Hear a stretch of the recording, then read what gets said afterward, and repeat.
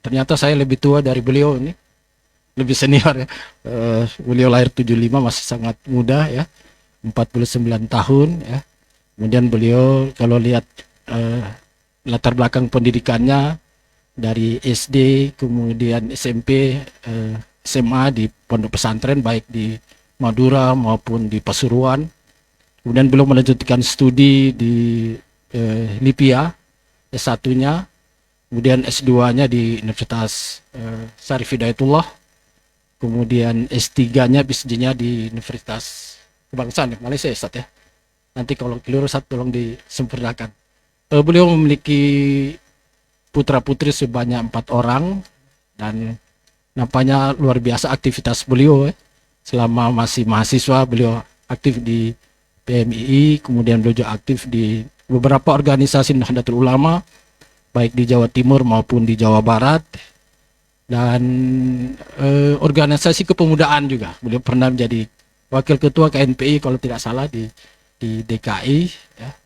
Dan beliau juga adalah dosen di Universitas iya Ustaz ya. Ya UIN ya, UIN di Jakarta, dan juga beliau dosen di Universitas Indonesia. Bahkan beliau pernah mendapatkan penghargaan sebagai dosen termuda di Universitas Indonesia. Ya Ustaz ya. Ya, kita berikan apresiasi kepada beliau. Banyak buku yang sudah beliau tulis ya. Saya baca hampir sekitar 15 buku yang beliau tulis. Beliau juga luar biasa, sangat produktif ya. Dai yang muda ya.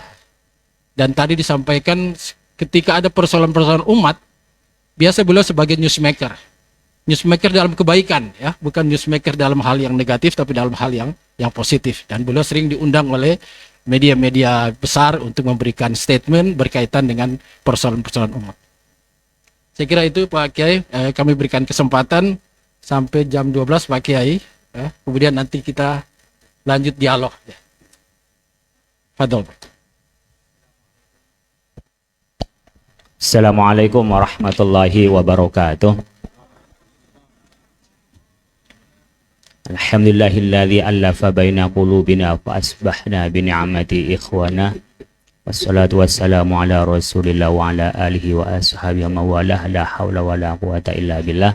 Subhanaka la ilma lana illa ma 'allamtana innaka antal alimul hakim. Bapak Ibu sekalian, keluarga besar Majelis Ulama Indonesia Provinsi Gorontalo, wabil khusus Ketua Nonaktif Habib Abdurrahman Abu Bakar Bahmid beserta Ketua MUI aktif. PLT kan aktif, berarti yang satu tidak aktif, yang satu aktif. Sebenarnya sama-sama ketua MUI, cuman bedanya satu aktif, satu tidak aktif. Karena yang satu sedang aktif di luar. Jadi yang aktif di dalam orang lain itu. Yang kami hormati Pak Mansur ini wali santri ini. Jadi silaturahim dengan putra beliau akil di pesantren saya ya. Sekarang sudah masuk tahap SMA. Kemarin 3 tahun pas COVID masuk. Jadi termasuk bagian dari angkatan COVID gitu ya. Kami hormati Pak Sabirin, Pak Sabarah. Pak Sabaran gitu, Sabirin ya, Sabaran. Yang kami hormati, jadi Bapak Ibu sekalian, saya ini berbicara di antara 3 pembicara.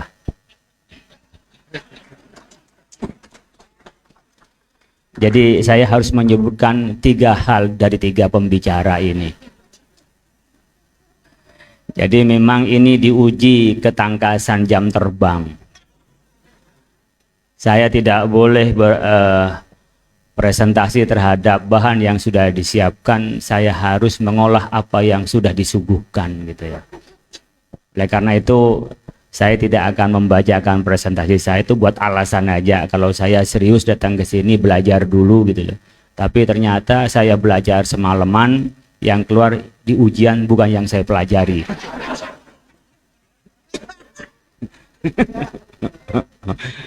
Nah ini kalau ketepatan tidak biasa terbang sana terbang sini itu bisa kelagapan itu ya apa yang saya bicarakan. Tapi dari 3 pembicara itu sebenarnya poinnya ada 3. Dan nomor 3 itu adalah nomor yang cantik sebenarnya. Innallaha witrun yuhibbul witrah gitu ya. Meskipun kalau nikah boleh 4. Tapi hitung-hitungan tetap yang ganjil-ganjil Bapak sekalian. Oleh karena itu kalau tadi Habib Bahmid menyebutnya tentang bagaimana pentingnya dakwah. Artinya kita ini bukan hanya jadi orang soleh, tapi juga menjadi muslih. Tak cukup jadi orang baik. Jadi orang soleh itu nggak cukup. Kita harus memperbaiki yang lain. Itulah kaitannya antara fardu ain dan fardu kifayah. Makanya tadi disebutkan Nabi Ayub cukup menderita, tapi dia pribadi, bukan karena kepentingan orang lain. Itu poin, nanti saya ulas satu-satu. Yang kedua dari Pak Sabaran itu menyebutkan tentang bagaimana kita bicara soal ukhuwah dan disiplin organisasi di dalam berjuang. Kaitannya berkenaan dengan kita ini harus bagi tugas. Ada tugas yang sifatnya ya di dalam internal, ada yang sifatnya eksternal. Ada yang jadi pasukan, ada yang jadi birokrat, ada yang jadi politisi, tapi juga harus ada yang mutafaqih fiddin, ada orang yang ahli agama. Pak Mansur menyebutkan tentang bagaimana area dakwah yang sangat evolutif dan dinamis itu untuk kita tanggapi bersama. Oleh karena itu dari 3 hal saya akan tanggapi dari 3 juga Bapak Ibu sekalian. Yang pertama dari 3 itu ketika bicara berkenaan dengan bagaimana dakwah hubungannya dengan politik, kekuatan-kekuatan politik. Ya. Sebenarnya politik itu bukan sesuatu yang rusak, atau bukan satu yang jahat, atau bukan satu yang najis. Bukan. Politik itu diperlukan oleh kita. Artinya bagaimana kita bisa menyeimbangkan antara dakwah yang kita lakukan dengan kepentingan politik itu. Yang tidak boleh adalah menjadikan agama hanya untuk jembatan mendapat kekuasaan. Harus dibalik, kekuasaan itu yang harus menjadi jembatan untuk kita menyebarkan dakwah. Makanya disebutkan waman ahsanu qawlan mimman da'a ilallah wa 'amila shalihan wa qala innani minal muslim. Jadi tidak ada tugas yang lebih penting daripada dakwah. Saya ini ketepatan dakwah, ketua yang paling banyak komisinya tapi tidak berbagi komisi di MUI itu saya. Komisi fatwa itu dibagi 2. Ya, ada yang satu dakwah di bidang halal, ada dakwah yang di bidang masalah keseharian. Nah, kalau saya ini komisinya 2, dari komisi 2 dipecah lagi menjadi 3. Ada komisi dakwah, ada komisi ukhuwah. Itu dua-duanya saya ketua bidangnya. Nah, kemudian dari dakwah saya pecah lagi, ada dakwah perbaikan akhlak bangsa, ada dakwah khusus. Yang dakwah khusus ini berkenaan dengan kristenisasi, pemurtadan, aliran sesat, ini ke sini.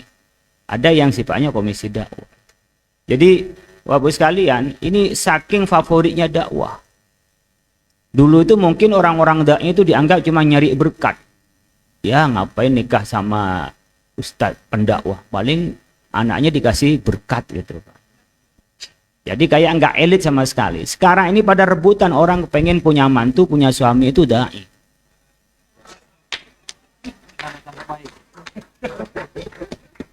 Sekarang jangankan yang orang biasa, artinya orang-orang biasa yang tidak terkenal, yang artis-artis itu pengen nikah sama dai. Bahkan dia bilang Ustaz, saya pengen dapat imam lah Ustaz. Karena kamunya sekarang yang hijrah-hijrah itu nyari imam. Lah saya bilang saya sudah punya makmum.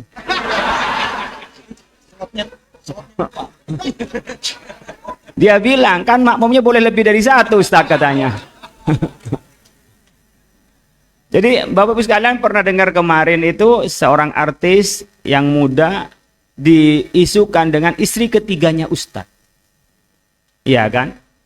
Itu kalau ngikutin gosip-gosip itu tahu. Artinya apa? Betapa Ustadz itu, dai itu ratingnya naik sampai artis pun tuh bukan diisukan sebagai istri pertamanya Ustadz, tapi istri ketiganya Ustadz gitu. Itu baru ustadz saja. Kalau nanti ustadz merangkap dengan wakil gubernur kan lebih lagi.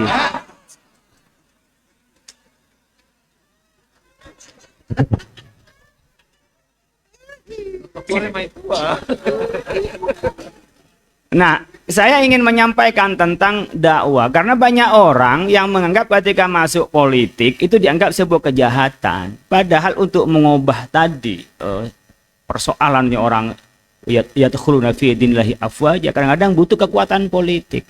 Tapi ketika politik semata itu mudah dihancurkan semalam. Ketika agama tidak masuk pada kultur kebudayaan masyarakat. Karena kalau kekuasaan itu kebijakan diganti malam itu juga sudah diubah semuanya. Tapi ketika ajaran itu masuk pada kebudayaan, masuk pada tradisi, itu nggak bisa mudah dihancurkan. Bertahun-tahun. Makanya seperti Spanyol itu mau dihancurkan, semalam bisa dihancurkan, bisa diambil alih ketika berubah kekuasaan dari Islam kepada Kristen. Tapi ketika di Oman, di Maroko yang sudah menjadi budaya masyarakat, diubah bagaimanapun, dia butuh proses karena sudah menjadi kebiasaan dari masyarakat itu. Oleh karena itu berjuang secara struktural dan kultural itu memang perlu dikombinasi, tidak perlu dilakukan konfrontasi antar keduanya. Dia harus didinamiskan saja. Teman-teman kita yang mau berjuang di kelompok-kelompok masyarakat, yaitu adalah memang ada cetakannya orang itu merawat umat gitu. Dia yang menyapa umat. Tapi ada yang bakat di antara kita itu yang memang di struktural. Maka yang punya bakat struktural kita kirim di struktural. Tapi jangan dimusuhin. Orang kita kadang-kadang ketika sama-sama dia berjuang di tingkat akar rumput itu akur. Pas dia berubah menjadi pejabat, menjadi penguasa, ini kadang-kadang bermusuh dengan temannya sendiri. Seringkali kita beda pendapat karena beda pendapatan. Nah ini kita mengontrol perbedaan pendapat mengarah pada perpecahan karena beda pendapatan. Ngontrol ini kita harus dibikin instrumen. Makanya saya ingin nyambung kepada Pak Sabara. Instrumen yang kita lakukan seperti di MUI, bagi yang nyalon seperti di sini di Gorontalo, di Papua Barat Daya itu juga nyalon wakil gubernur. Kayaknya ini Ma'ruf Amin efek ini kayaknya. Karena kayak Ma'ruf ketua umum MUI menjadi wapres, ini ke bawah ini sekarang Ma'ruf Amin efek ini. Jadi ngefek ke bawah, akhirnya banyak ketua MUI ini yang dilamar menjadi wakil gubernur. Wakil bupati, itu wakil wali kota, itu banyak di bawah itu. Maka kami harus mensterilkan organisasi itu biar tidak terkena oleh imbas politik. Karena politik kadang-kadang becek. Kadang-kadang licin ya politik itu. Tidak bisa politik itu stabil, dia pasti fluktuatif politik itu. Oleh karena itu kita mensterilkan sesuatu yang memang itu menjadi wadah kita bersama, tetapi kemana-mana harus membawa misi kita bersama. Nanti ketika ada jadi gubernur, jadi wali kota, jadi DPR, itu nggak salah karena memang kita harus berbagi tugas di dalam politik itu. Saya ingin mengutip barangkali apa yang disampaikan firman Allah untuk mengatur bagaimana bagi tugas. Ketika perang Tabuk, kalau nggak salah dalam perang Tabuk itu orang semua ikut perang karena utamaannya perang itu berbeda. La yastawil qa'idun wal mujahid, ini beda antara orang yang duduk-duduk dan orang yang perang. Tapi apa disebutkan? Wa ma kana al mu'min yang firu kafah falaula nafara min kulli firqatin minhum ta'ifatun liyatafaqahu fiddin. Ada kelompok yang tafaqahu fiddin liyunziru qaumum idza raja'u ilaihim la'allahum yahdharun. Artinya ada kelompok yang tafaqahu fiddin, pejuang nilai, penjaga pondasi. Tadi bahasnya Pak Abdurrahman Bahmid disebutkan ini butuh pondasi. Kita kadang-kadang hanya lihat kaca yang indah, ngelihat bangunan yang tinggi, tidak tahu bahwa semua tergantung pada pondasinya ya.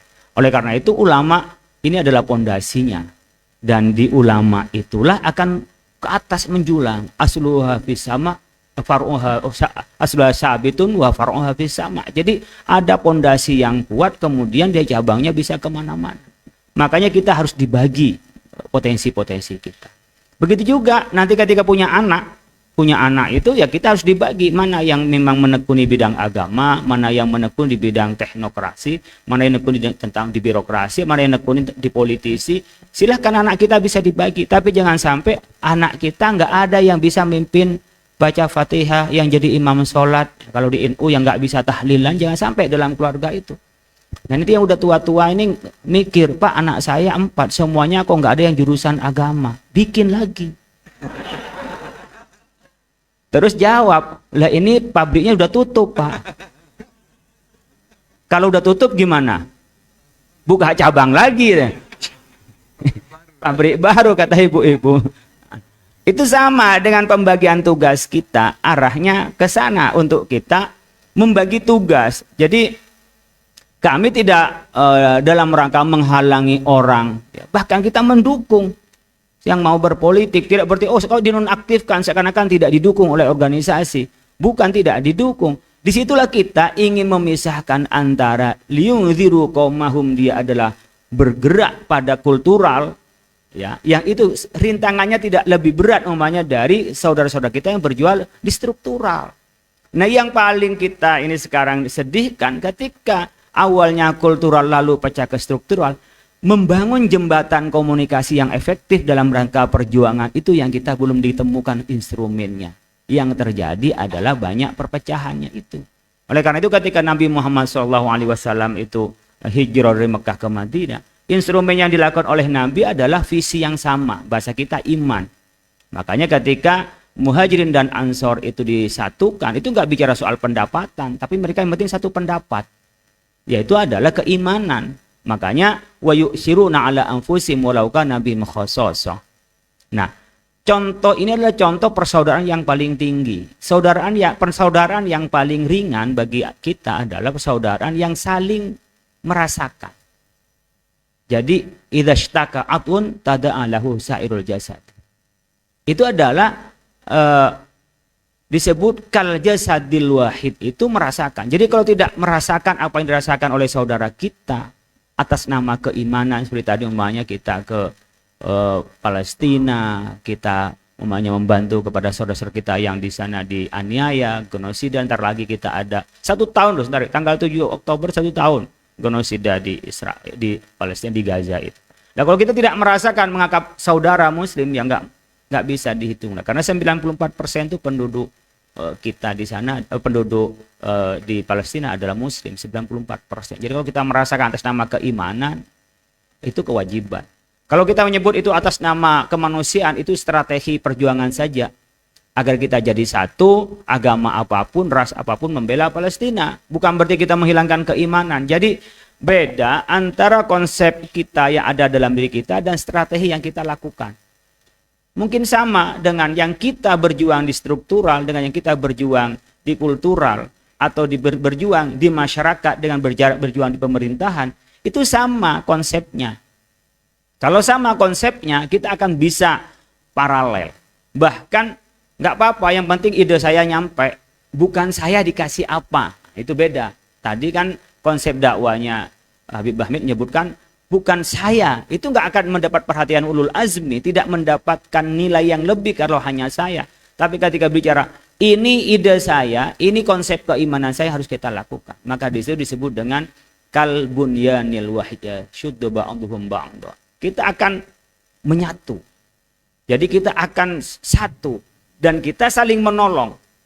Itu ada tingkat persaudaraan kita. Kalau ini sudah bisa kita lakukan dari merasakan lalu menolong, kemudian dari menolong itu kita akan memberikan melebihi daripada yang diri kita butuhkan. Wa yu'siruna ala anfusihim walau kana bihim khassasah.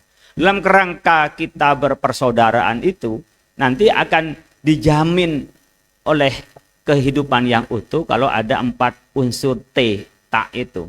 Pertama adalah ta'aruf, bisa saling paham. Yang dikerjakan itu ngerti. Politisi itu biasanya nggak pernah ngomong kayak orang main sepak bola. Bola digiring, dia udah nunggu saja operannya kemana. Nggak usah nanya, ini oper kanan, pak oper kiri, saya mau kiri nih. Nggak ada itu. Jadi kalau ngomong begini berarti bukan pemain sepak bola ini. Sama dengan politisi, kalau masih nanya kemana nih arahnya, berarti dia bukan politisi. Sudah, jangan ikutan ke politik, dia nanti dipelonco terus itu. Ya, kalau sudah orang nggak ngerti bahasa tubuh, bahasa isyarat, jangan main politik. Karena dia pasti nanti akan dipelonco, yang selalu dirugikan. Jadi kalau kita sama-sama ngerti, ya kita ta'aruf, kemudian tafahum, saling paham. Kalau sudah saling paham di antara kita bisa ta'awun. Gimana kita operannya ini? Kalau sekarang MUI cuma dikasih dana umpamanya 200 juta. Berapa jumlah muslim di Gorontalo? Kita hanya minta, Pak, tolong Pak diperhatikan Pak, kita diperhatikan Pak, ya kita untuk bagaimana perjuangan kita, ormas kita, umat Islam kita.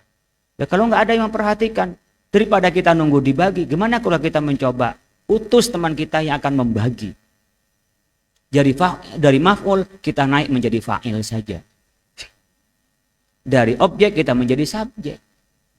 Itu yang kita, dan komitmen itu yang harus kita pakai bersama, bukan kepentingan pribadi, tapi kepentingan tadi dakwah. Ketika bicara dakwah itu kita lebih mudah. Yang sering tidak ketemu itu adalah ketika bicara soal kepentingan pribadi yang kembali kepada pribadi, bukan soal perjuangan itu. Kalau kita kembali pada perjuangan tadi, maka kita saling ta'awun, kita akan ada takaful, saling melindungi. Jadi bukan nyari kesalahannya. Ini kan yang didukung oleh kita, lama-lama kita akan menjadi ngantam. Kenapa? Karena dapat apa-apa gue bantu, nggak ada bagi apa-apa. Karena apa? Berpikir yang kembali pada dirinya. Nah, yang mau punya pikiran begini ini kayak menghayal di zaman sekarang. Tetapi sebagai da'i itu harus nyampaikan liung diru qaumahum idza raja'u ilaihim la'allahum yahdharun. Ini polanya. Karena apa? Kita butuh sebagai da'i itu menyampaikan ini. Jadi da'i itu bukan hanya tukang ceramah saja. Program-program pemberdayaan itu da'i. Program-program ekonomi itu adalah da'i. Karena ibu bapak sekalian, saya dikasih waktu bicara sampai jam 12. Saya tahu diri. Kalau lebih dari jam 12, insya Allah udah nggak ada yang dengerin. Karena udah pada lapar. Kita asik sendiri bicara, sudah lapar. Begitu juga kita mau ceramah di masyarakat. Masyarakat sekarang daya belinya turun. Kemudian mereka tidak bisa beli gas, mereka tidak bisa beli beras. Apakah mereka bisa diceramain, bisa mendengarkan? Ya. Lain lagi mikir iuran anaknya belum bayar. Belum lagi anaknya kurang vitamin dan seterusnya. Nggak bisa diceramahin. Maka dakwah bil hal afsahu minnal dakwah min lisanil maqal. Kita secara praktis bekerja, program-program itu adalah lebih kuat mempunyai daya tekan kepada masyarakat daripada hanya bercerita-cerita. Oleh karena itu kalau kita bicara soal politik bersama dengan dakwah, kita seiring cuman tahu posisinya masing-masing. Tidak boleh umpamanya kita offset gitu ya. Kadang-kadang offset nih. Kadang-kadang pemerintahan ketika kuat itu offset seakan-akan, apalagi dia mantan ketua MUI, kadang-kadang offset menjadi ketua MUI juga gitu. Maka tadi udah pamit kan, nggak seterusnya sampai sekarang saja katanya nonaktifnya. Karena sudah yakin akan terpilih berarti. Nah, ini kan ada offset. Begitu juga ulama itu kadang-kadang karena kita merasa dia lebih banyak pengaruh pada masyarakat, terlalu banyak ya memberikan pencerahan pada masyarakat, melampaui terhadap kewenangan-kewenangan pemerintah. Lah, cross yang seperti ini seringkali melahirkan pada konflik itu. Oleh karena itu Bapak sekalian, di dalam dakwah itu pastikan kita dakwahnya. Jadi yang melaksanakan bisa siapa saja. Tetapi kita mempunyai tolok ukur. Pertama, dakwah itu harus sebagai opinion leader. Nah, ini saya ingin nyampaikan kepada tadi dunia digital. Bapak Mansur menyampaikan. Dunia digital kalau tadi per 17 menit pegang HP. Saya tadi berapa tuh? Nggak sampai 17 menit. Saya 3 menit buka HP. Saya kecuali lagi bicara. Karena kalau lama dikit ada orang kayak tadi nggak segera dijawab, dia nelpon itu. Apalagi teman, apalagi yang sifatnya atasan, maka itu kiai, umpamanya ketum, udah nggak langsung telepon aja. Penugasan sana saya nggak bisa datang, sampean bisa langsung telepon itu dia. Jadi ini pegang handphone. Ini bisa jadi kebaikan, bisa jadi keburukan. Pisau bermata dua kata orang. Kalau saya nyebut ini bisa jadi kebaikan, ini bisa jadi setan gepeng ini. Gara-gara megang begini, ini bisa yang lama gitu nggak ketemu, pas ketemu, nah, ya kan? Atau mantan dulu kan gitu. Itu bisa CLBK itu. Cinta lama, ibu-ibunya hafal itu. Iya, kadang-kadang kan nggak bisa ditolak, kecuali diblok sekalian HP-nya itu. Kadang-kadang kan kayak kemarin banyak ribut, perselingkuhan gitu kan berawal dari media sosial. Bahkan perceraian itu banyak itu terjadi karena di media sosial. Ngelihat mantannya kok baik, kok yang dengan saya ini nggak baik, ini nyesel saya jadi dengan ini gitu kan. Kan yang ditayangkan di Facebook, di Twitter, di IG, di TikTok, kok yang enak-enak. Saya kok malah nggak bisa kemana-mana, suami saya nggak ngapa-ngapain, coba saya jadi sama dia gitu. Nah, atau dilihat, oh kok sekarang dia udah janda dia kan gitu. Oh dia sekarang udah jadi barang itu kan gitu. Ini perceraian itu banyak dari sini nih. Jadi ini bisa jadi jalan kebaikan, bisa jadi jalan keburukan. Jadi tergantung kita menggunakannya. Bahkan mungkin Bapak Ibu sekalian, ini kan yang datang rata-rata generasi kolonial ini. Yang lebih pintar cucunya kan daripada Bapak Ibu sekalian datang. Coba Bapak Ibu sekalian kalau yang di generasi kolonial begini, Pak Kanwil kan kalau berangkat dari rumah ketinggalan HP pasti balik Pak Kanwil. Saya nggak yakin, paling pol disuruh susulkan HP saya ketinggalan. Nggak mungkin Pak Kanwil masuk kantor nggak pegang handphone. Tapi coba Pak Kanwil pergi lupa ketinggalan istri, apakah balik? Nggak bakalan, balik sudah berangkat sendiri. Cari apa lagi gitu, nanti supirnya balik lagi kan. Jadi Bapak sekalian, lain dihitung. Kira-kira kalau yang udah kolonial begini, nyentuh istrinya dalam seminggu berapa kali gitu.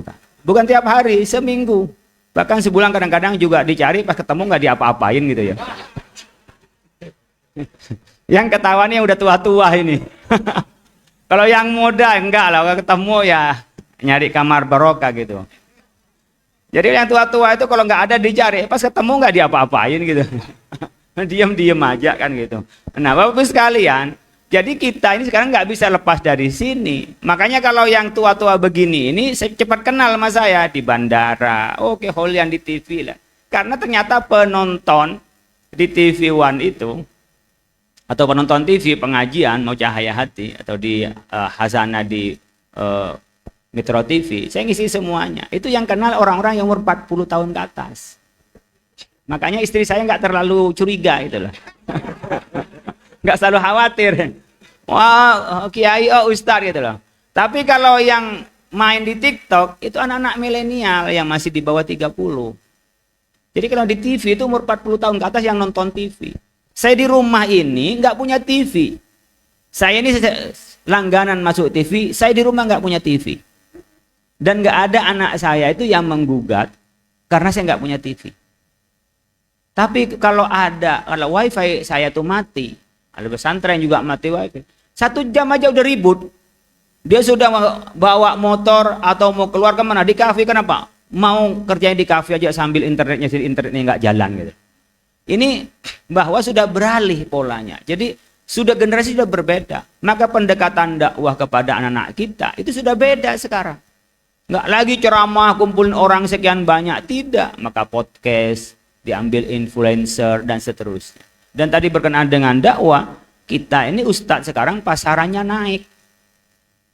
Jadi kalau yang dulu tuh yang jadi bintang iklan itu adalah orang-orang yang harus jadi artis, sekarang itu kiai ustadz itu kalau mau nerima itu nggak kalah mahal dengan artis. Serius itu. Jadi kalau semuanya kayak saya itu ditawar 1 menit itu 50 juta, itu banyak yang nawar itu. Yang mau naruh di umpamanya IG saya di feednya itu di atas 15 juta, tapi kalau lewat doang itu story itu 5 juta itu lewat. Jadi sekarang itu ustadz tuh banyak ya penghasilannya kalau mau.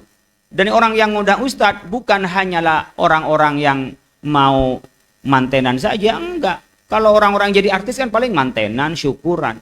Lah kalau ustadz, orang kematian aja itu ngundang ustadz gitu.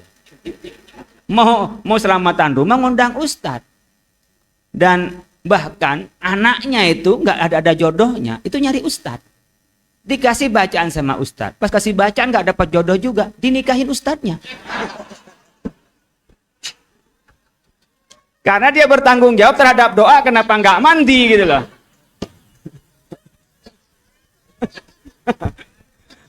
Oke, lanjut ke yang serius. Ini biar nggak pada ngantuk. Jadi Bapak Ibu sekalian, saya ingin menyampaikan tentang waman ahsanu qawlan mimman da'a ila Allah wa 'amila salihan wa qala innahu minal muslimin itu. Saya ingin menyebutkan aspek sekarang banyak sekali berkenaan dengan dakwah kita. Bahkan ketika pilkada begini, ini banyak sekali pasarannya ustadz. Jadi kalau pilkada begini, ustadz nggak rame undangan, berarti memang ustadznya nggak beken. Kalau ustadznya beken itu rame. Dan saya itu dapat beginian tuh banyak sekali undangan MUI, tapi nyampe di situ ternyata pencalonan. Tapi kalau teman sendiri ya nggak apa-apa lah kalau teman sendiri gitu.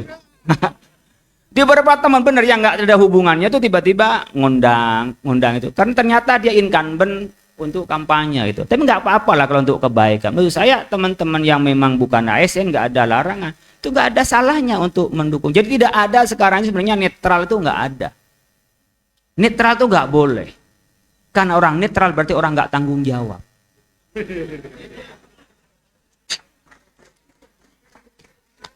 Tapi tahu makomnya. Kalau saya kan ASN. Saya ini ASN. Saya dosen ASN sebagai dosen di UIN. Dulu tuh di UI. Sampai ke prodi di Paskasarnya UI. Saya pindah ke UIN. Karena di UI itu hanya nggak pantas kiai kok dosen UI gitu loh. Pantasnya kalau kiai itu dosen UIN. Saya pindah ke UIN saya. Nah, saya nggak bisa berkampanye. Ya katanya pasti datang mendukung kepada siapa yang saya dukung, saya dukung. Tapi saya nggak kampanye. Tapi teman-teman banyak dai, Pak saya mau kampanye Pak, ada yang minta kampanye. Dan dia sesuai dengan kerangka keislaman, sesuai dengan kerangka dakwahnya. Lakukan itu nggak apa-apa. Menang kalah itu bukan soal urusan, tapi kita ada berpihak. Coba bagaimana dengan burung, apa namanya itu? Burung usfur atau burung apa yang ketika Nabi Ibrahim, burung pipit ya, burung pipit itu. Kan orang burung gagak kan ditanyain aja, ngapain kamu ngambil air sedikit itu, kamu dibawa untuk matiin air yang buat membakar Nabi Ibrahim, kata burung gagak. Yang waktu sedikit, apa kata burung pipit nyatakan? Saya hanya ingin menunjukkan kepada Allah Subhanahu wa Ta'ala positioning saya di mana, standing point saya di mana. Soal saya ini berhasil atau tidak berhasil bukan urusan saya. Tapi saya di hadapan Allah akan ditanya, pilkada nanti kamu posisinya di mana?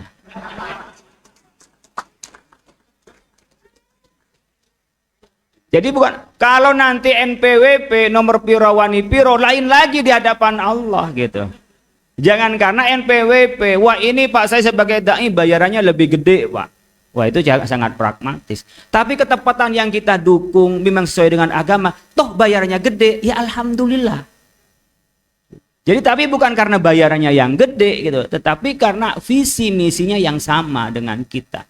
Artinya saya ingin menyampaikan tadi, kita ini harus berpihak, mana yang menurut kita benar, harus kita, tidak boleh kita netral, wah kita diem saja. Diem itu di publik, tapi di bawah kita harus bisik-bisik. Ya.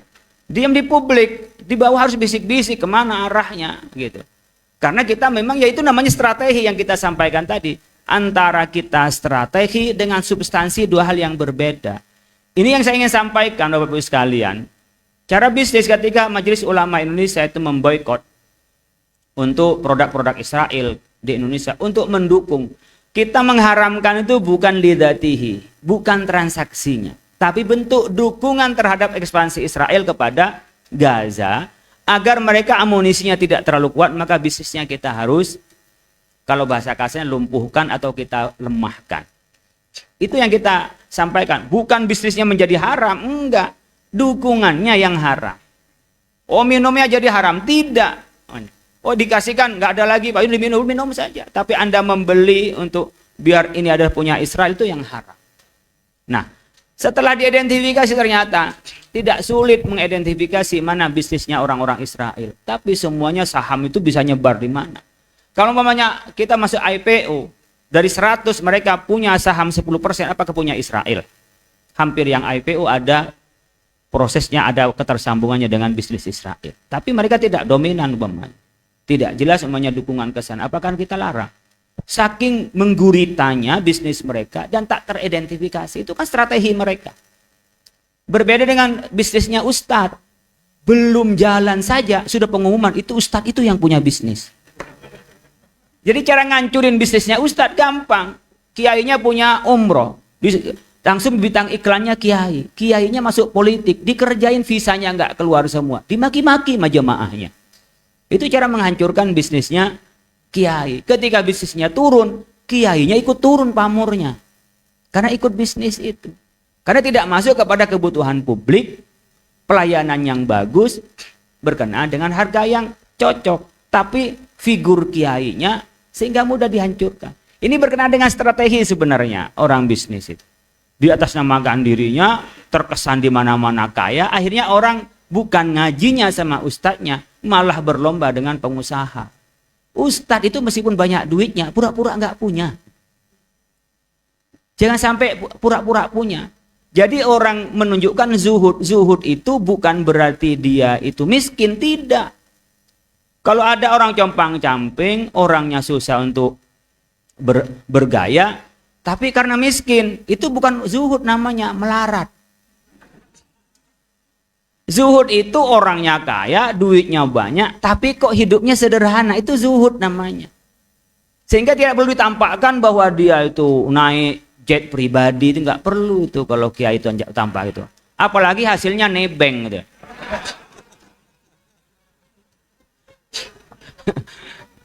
itu nggak perlu gitu loh kalau kiai itu. Bahkan tunjukkan wah dilayani orang macam-macam. Jadi meskipun punya ditampakkan tidak punya itu kiai. Jadi tidak berarti kiai itu harus menunjukkan bahwa dia itu kaya, mewah, tidak. Tapi kiai kaya seperti Asy-Syaibani, Imam Malik, itu dinarnya sampai serumah loh. Orang yang datang malah dikasihin dinar. Tapi yang enggak, hidupnya enggak mewah-mewahan. Itu adalah pola yang ditampakkan sebagai dai. Sehingga punya asar kepada masyarakat, bukan hartanya yang dijadiin pameran, tetapi bagaimana dengan ilmu dan akhlaknya itu bisa ngajak orang untuk berbuat baik, menjadikan harta bukan ghayah, tapi menjadikan harta sebagai wasilah. Ini dalam kerangka dakwah kita.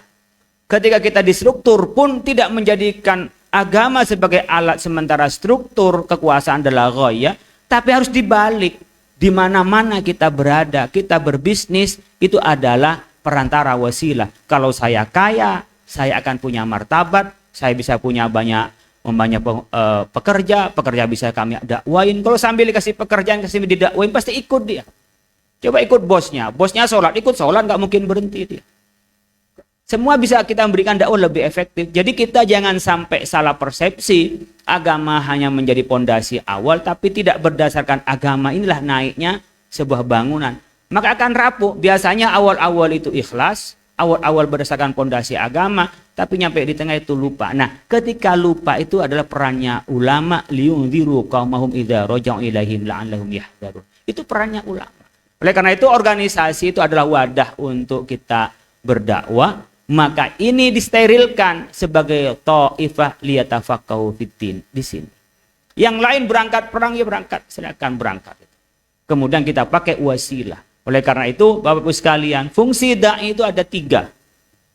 Ada berapa ini fungsi dai? Ya, jangan saya. Kan tadi masih nomor 3 mulai tadi. Masih ada 3.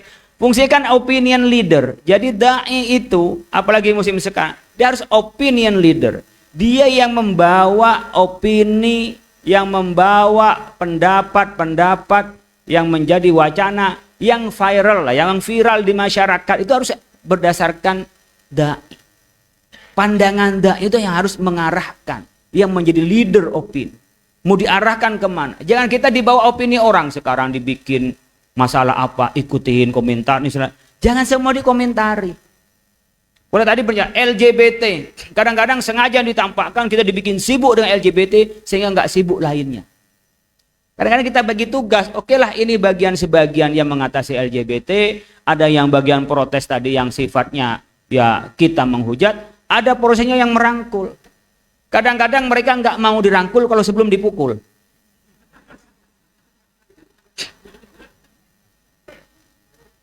Jadi kalau saya sering ditanya, Pak gimana Pak ada orang yang muslim keras, ada yang lunak. Kalau lunak semua, dia nggak datang sama kita Pak. Tapi kalau keras semua, lari dari kita. Nggak apa-apa bagi tugas, yang bagian keras-keras, yang bagian lunak-lunak. Jadi kita kadang-kadang perlu mengeraskan yang lunak, melunakkan yang keras. Ini kayaknya yang ketawa yang masih lunak semua ini. Nggak bisa keras ini. Jadi kita ini bisa kapan keras, kapan lunak, Pak. Jadi kadang-kadang dalam proses, saya cerita nih, udah mau berakhir, tinggal beberapa hari, 3 minggu lagi berakhir masa kepemerintahan sekarang. Ketika, ini jangan omong-omong, ini di syuting ya. Oh ya, oke di syuting. Tapi nggak apa-apa lah di syuting ya. Nggak apa-apa di syuting. Nih, Bapak sekalian, ketika kita ini bicara soal bagaimana perjuangan-perjuangan kita, ribut dulu ketika Pak Jokowi dengan kelompoknya 212, ribut Bapak sekalian. Ketika ribut begitu, cari orang muslim yang kira-kira bisa menyelesaikan itu. Maka diambillah Kiai Ma'ruf sebagai wapres. Karena ribut begini. Coba nggak ada ribut, nggak jadi wapres Kiai Ma'ruf itu Bapak sekalian.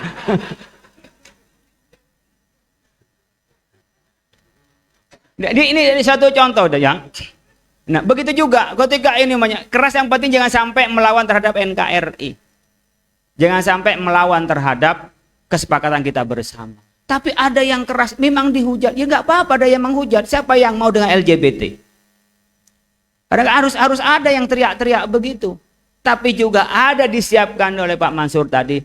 Mereka tuh kalau cuma dihujat, selesai apa enggak persoalan? Jadi tidak perlu berperang di antara kita, antara yang tukang hujat dan tukang bina. Yang menghujat silahkan menghujat, biar mereka juga ada perhatian. Yang tukang bina dicari karena ada yang menghujat. Kalau cuma mau dibina semua, dia merasa benar dia. Karena saya dibina. Nah kalau harus ada yang berorientasi membinasakan itu. Sehingga dia mau dibina, daripada saya dibinasakan, lebih baik saya dibina.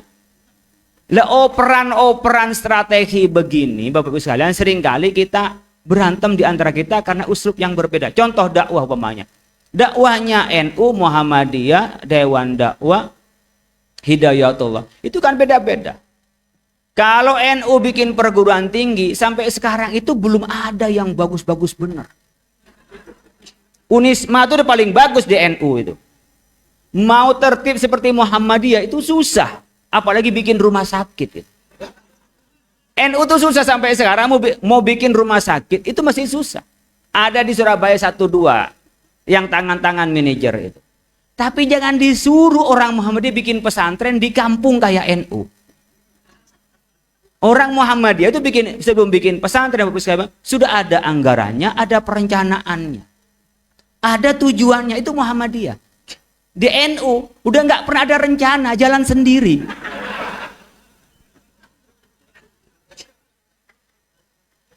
Jadi Bapak sekalian, kita ya itulah. Kalau kita dipahami sebagai kekayaan, kalau mau berjuang di daerah pedalaman, di daerah pedesaan, pakailah warga NU. Orang pedalaman tuh nggak pakai mikir panjang-panjang. Ada yang meninggal ditahlilin, pulang bawa berkat, Pak. Lah gitu saja dibilang bid'ah, kan menghilangkan pekerjaannya NU, Pak.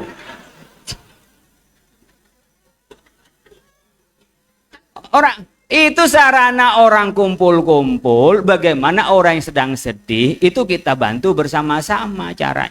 Yang begitu-gitu. Coba sekarang, ada yang kuat nggak dai ke perbatasan di ujung sana. Kalah sama Hidayatullah, Pak. Hidayah itu bisa dilempar kemana-mana. Orang ini saya buka yang kita dai, mungkin ada yang hadir di sini, dai ke daerah pedalaman. Itu nggak banyak orang NU yang daftar, Pak. Karena orang NU tuh kalau ke pedalaman nggak perlu dikirim, Pak, berangkat sendiri. Jadi kalau pakai dikirim terorganisir, itu seakan-akan kurang ikhlasnya. Jadi kalau kita melihat anatomi begini, kedinamikaan seperti ini, kita menjadi kekayaan, maka itu yang disebut dengan ukhuwah. Kita menjadi takaful, Pak. Dari tadi ta'aruf, tafahum, menjadi ta'awun, di antara kita menjadi takaful. Karena keanekaragaman yang kita miliki itu. Tapi kita kadang-kadang menjadi berat, kenapa? Saling mengunggulkan unggulnya sendiri dan melemahkan kelemahannya masing-masing. Jadi kalau nyari NU ini tertib, itu berat. Gus Yahya sekarang mau mentertibkan surat menyurat saja, susah.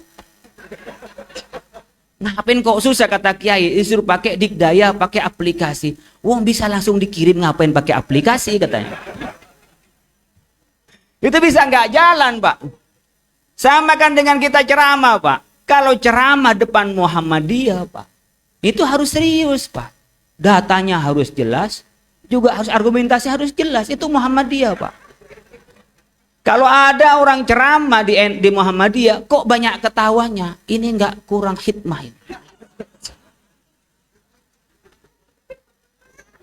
Ini kalau orang-orang di Muhammadiyah. Tapi coba ceramah di NU, Pak, di pesantren.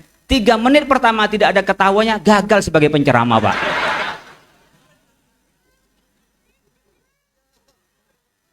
Karena memang ya saya sering di MUI, saya terkombinasi. Wah, ini ada NU, ada Muhammadiyahnya. Harus saya bikin kelakar. Lama kayak serius, Pak, diem semua. Jadi kayak ini dengerin atau tidur gitu loh Pak. Jadi kalau cara tes bagaimana dia mendengarkan atau tidak, kita kasih sedikit yang agak humor, kalau dia ketawa, oh berarti dia bangun gitu loh Pak. Jadi tes case sebenarnya pola-pola gitu. Nah, kalau kita punya pengalaman tentang aneka ragam seperti itu, maka kita akan menjadi satu. Nah, sekarang ini kita seringkali humor itu bukan pada tempatnya, atau sama sekali tempat itu tanpa humor. Orang bercanda dianggap serius, orang yang serius itu dianggap bercanda. Nah, ini kadang-kadang salah sangka, orang bercanda dianggap serius, orang serius dianggap bercanda. Ini yang sekarang itu menghilangkan kadang-kadang keakraban di antara kita. Kenapa? Di antara kita terlalu birokratis itu. Padahal masyarakat membutuhkan saling kenal di antara kita. Oleh karena itu Bapak sekalian, kita pertama harus menjadi opinion leader. Kita jangan terbawa oleh zaman. Kita yang harus mengawal zaman ini. Jangan dibawa opini, kita harus membawa opini. Yang kedua, kita harus menjadi opinion leader. Yang kedua, harus menjadi intermediary force. Kita harus menjadi kelompok yang harus kita ini mendorong. Jadi kita harus menjadi, mau diapain ini? Jadi kelompok kita, saya contoh kecil Bapak Ibu sekalian. Kemarin soal paskibraka pakai jilbab. Pakai jilbab. Saya ingin contoh dari pola begini. Kita ini gugatnya sambil tidur-tiduran. Sambil tidur-tiduran, telentang saya, nulis saya lagi, nulis. Oh ternyata ketua BPIP ini melakukan penyalahgunaan keputusan. Keputusan BPIP-nya itu adalah memakai jilbab, di sini pakai ciput. Pas ketika keputusan kepala BPIP, ciputnya dibuang sehingga anak-anak ketika melakukan paskibraka itu, pengibaran bendera, mereka harus buka jilbab. Dan pelaksanaan edarannya itu diminta kerelaannya. Kerelaan kepada anak begitu namanya bukan kerelaan, itu pemaksaan. Karena dari kelompok hegemoni dia. Enggak. Nah, kita bombardir dari Twitter, saya bombardir dari IG, saya ngomong di Facebook, ini ada penyalahgunaan ini, keputusan BPIP. Bisa berubah. Itu namanya intermediary force. Kita bisa kuat ya. Ketika Deddy Kombuzer itu tentang tutorial yang berkenaan dengan nikah sejenis, saya WA ketika masih Pak Mahfud sebagai Menko Polhukam. Pak Mahfud, ini gimana, bisa diproses enggak? Enggak ada hukumnya, Kiai. Soalnya belum ada ketentuannya. Oh, bagaimana enggak ada? Ya enggak bisa di take down, tidak bisa ditegur, karena kan mereka masih cerita enggak ada aturannya. Kita main aja di media sosial, kita gugat, kita antemin rame-rame, di take down.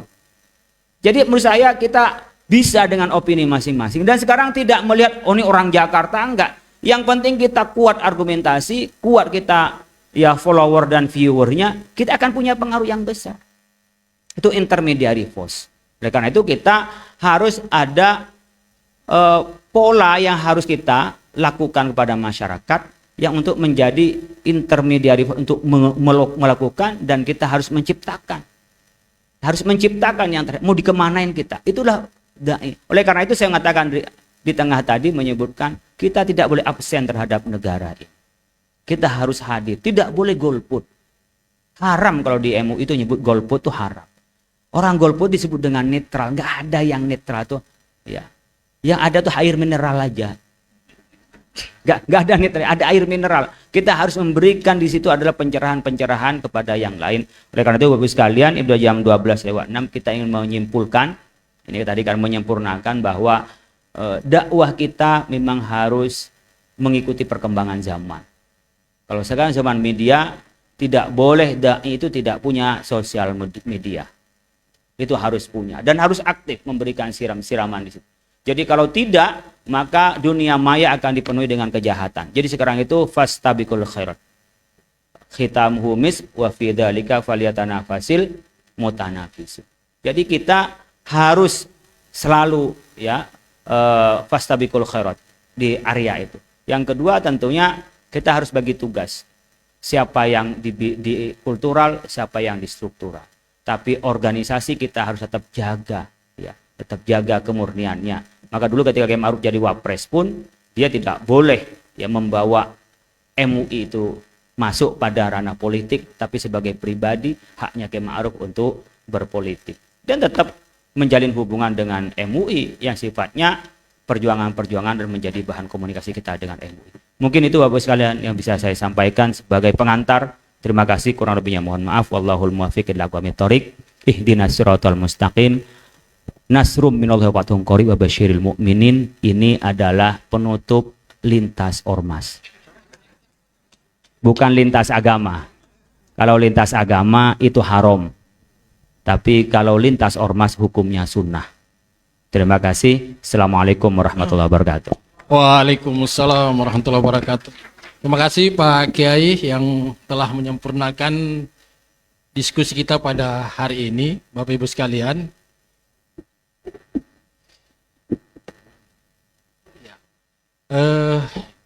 Tentu banyak hal yang perlu kita diskusi dengan beliau ya, persoalan keumatan ini.